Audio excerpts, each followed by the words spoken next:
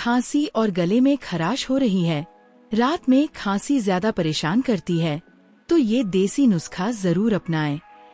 1 चम्मच शुद्ध शहद लीजिए, थोड़ा सा ताज़ा अदरक कद्दूकस कीजिए, दोनों को एक कटोरी में मिलाइए। इस मिश्रण को धीरे धीरे खाइए, ऊपर से गुनगुना पानी पी लीजिए। कुछ ही देर में खांसी शांत होगी, गला हल्का महसूस होगा, शरीर को आराम मिलेगा। इसे रोज रात को सोने से पहले जरूर करें।